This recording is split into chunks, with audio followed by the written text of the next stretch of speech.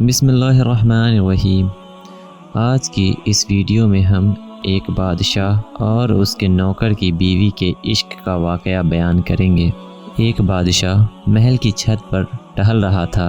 ٹہلتے ٹہلتے اس کی نظر محل کے نزدیک ایک چھوٹے سے گھر کے چھت پر پڑی، جس پر ایک بہت ہی خوبصورت عورت کپڑے سکھا رہی تھی۔ بادشاہ نے اپنی ایک باندی کو بلا کر پوچھا کہ کس کی بیوی ہے یہ؟ باندی نے کہا، بادشاہ سلامت، یہ آپ کے غلام فیروز کی بیوی ہے۔ بادشاہ پر اس عورت کے حسن و جمال کا ایسا نشہ چھا چکا تھا، اس نے فیروز کو بلایا۔ فیروز حاضر ہوا تو بادشاہ نے کہا، فیروز، ہمارا ایک کام ہے، ہمارا یہ خط فلاں ملک کے بادشاہ کو دے آؤ اور اس کا جواب بھی ان سے لے آنا۔ فیروز اس خط کو لے کر گھر واپس گیا۔ خط کو اپنے تکیے کے نیچے رکھ کر سفر کا سامان تیار کیا، رات کو گھر میں ٹھہرا اور صبح منزل مقصود پر روانہ ہو گیا۔ اس بات سے بے خبر تھا کہ بادشاہ نے اس کے ساتھ کیا چال چلی ہے۔ ادھر فیروز جیسے ہی نظروں سے اوجھل ہوا، بادشاہ چپکے سے فیروز کے گھر پہنچا اور آہستہ سے فیروز کے گھر کا دروازہ کھٹکھٹایا۔ فیروز کی بیوی نے پوچھا، کون ہے؟ بادشاہ نے کہا، میں بادشاہ تمہارے شوہر کا مالک ہوں۔ تب اس عورت نے دروازہ کھولا۔ بادشاہ اندر آ کر بیٹھ گیا۔ فیروز کی بیوی نے حیران ہو کر کہا، آج بادشاہ سلامت یہاں ہمارے غریب خانے میں؟ بادشاہ نے کہا، یہاں مہمان بن کر آیا ہوں۔ فیروز کی بیوی نے بادشاہ کا مطلب سمجھ کر کہا، میں اللہ کی پناہ چاہتی ہوں آپ کے اس طرح آنے سے، جس میں کوئی مجھے بھلائی نظر نہیں آ رہی۔ بادشاہ نے غصے میں آ کر کہا، اے لڑکی، کیا کہہ رہی ہو تم؟ شاید تم مجھے نہیں پہچانتی، میں بادشاہ ہوں، تمہارے شوہر کا مالک ہوں۔ فیروز کی بیوی نے کہا، بادشاہ سلامت، میں جانتی ہوں کہ آپ ہی بادشاہ ہیں، لیکن بڑے بزرگ کہہ گئے ہیں، شیر کو اگر جتنی بھی تیز بھوک لگی ہو لیکن وہ مردار کھانا شروع نہیں کر دیتا۔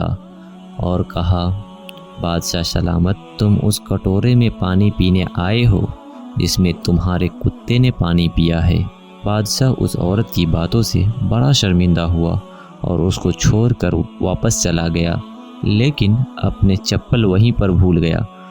یہ سب تو بادشاہ کی طرف سے ہوا تھا، پر فیروز جو آدھے راستے تک پہنچ چکا تھا، اسے یاد آیا کہ جو خط بادشاہ نے اسے دیا تھا وہ تو گھر پر ہی چھوڑ آیا ہے۔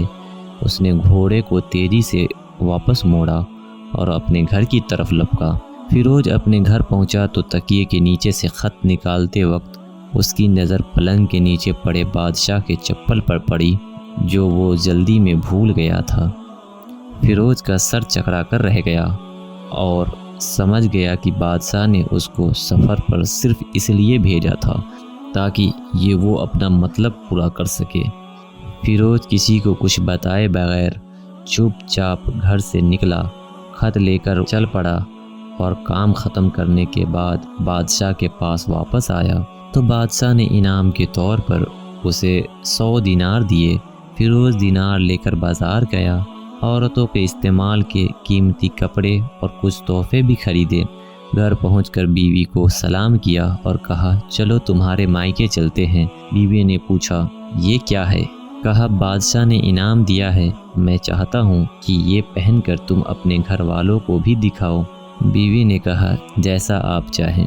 بیوی تیار ہوئی اور اپنے والدین کے گھر اپنے شوہر کے ساتھ روانہ ہوئی۔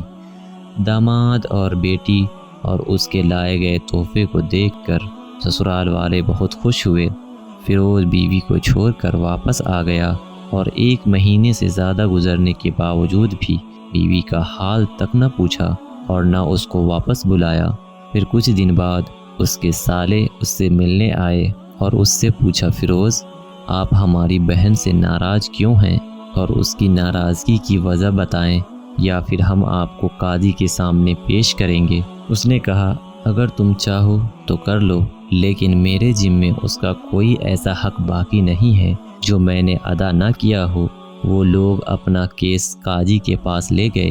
قاضی نے فیروز کو بلایا قاضی اس وقت بادشاہ کے پاس بیٹھا ہوا تھا۔ لڑکی کے بھائیوں نے کہا، اللہ بادشاہ سلامت اور قاضی کو قائم و دائم رکھے۔ قاضی صاحب، ہم نے ایک ہرا بھرا باغ، درخت پھلوں سے بھرے ہوئے اور ساتھ میں میٹھے پانی کے کنویں اس شخص کے حوالے میں دیا تھا۔ اس شخص نے ہمارا باغ اجاڑ دیا، سارے پھل کھا لیے، درخت کاٹ لیے اور کنویں کو خراب کر کے بند کر دیا۔ قاضی صاحب نے فیروز کی طرف مخاطب ہو کر پوچھا، ہاں تو لڑکے، تم کیا کہتے ہو اس بارے میں؟ فیروز نے کہا، قاضی صاحب، جو باغ مجھے دیا گیا تھا وہ اس سے بہتر حالت میں میں نے انہیں واپس کر دیا ہے۔ قاضی نے پوچھا، کیا اس نے باغ تمہارے حوالے ویسے ہی حالت میں واپس کر دیا ہے جیسے پہلے تھا؟ انہوں نے کہا، ہاں، وہ ویسے ہی حالت میں واپس کیا ہے، لیکن ہم اس سے باغ واپس کرنے کی وجہ پوچھنا چاہتے ہیں۔ قاضی بولا، ہاں تو فیروز، تم کیا کہنا چاہتے ہو اس بارے میں؟ فیروز نے کہا، قاضی صاحب، میں نے باغ کسی بغض یا نفرت کی وجہ سے نہیں چھوڑا، بلکہ اس لیے چھوڑا کہ ایک دن میں باغ میں آیا تو اس میں نے شیر کے پنجوں کے نشان دیکھے، تو مجھے خوف ہوا کہ وہ مجھے کہیں کھا نہ جائے، اس لیے شیر سے بچنے کی وجہ سے میں نے باغ میں جانا بند کر دیا۔ بادشاہ، جو ٹیک لگا کر یہ سب سن رہا تھا، اٹھ کر بیٹھ گیا اور کہا، فیروز، اپنے باغ کی طرف امن اور سلامتی کے ساتھ جاؤ اور نہ ڈرو۔ اللہ کی قسم، اس میں کوئی شک نہیں کہ شیر تمہاری باغ میں آیا تھا، لیکن وہاں پر نہ تو کوئی اثر چھوڑ سکا، نہ کوئی پتا توڑ سکا اور نہ ہی کوئی پھل کھا سکا۔ وہ وہاں تھوڑی دیر ٹھہرا اور مایوس ہو کر لوٹ گیا، اور اللہ کی قسم، میں نے کبھی بھی تمہارے باغ کے قریب لگے مضبوط دیواروں جیسی دیوار نہیں دیکھی۔ فیروز اپنے گھر لوٹ آیا اور اپنی بیوی کو بھی واپس لے آیا۔ یہ فیروز اس کے سالوں اور بادشاہ کی عقل مندی تھی کہ انہوں نے سارا ماجرا ہی مثالوں سے سلجھا لیا، اور نہ تو قاضی کو پتہ چلا، نہ درباریوں کو پتہ چل سکا، اور نہ کسی اور کو کہ آخر ماجرا کیا ہے، یہ کس بارے میں بات کر رہے ہیں۔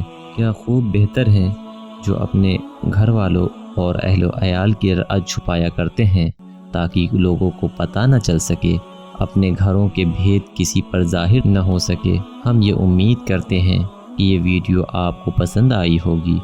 ویڈیو پسند آنے کی صورت میں ویڈیو کو لائک کرنے کے ساتھ ساتھ دوستوں کے ساتھ شیئر بھی کیجیے گا، اور اپنا اور اپنے پیاروں کا بہت سارا خیال رکھیے گا۔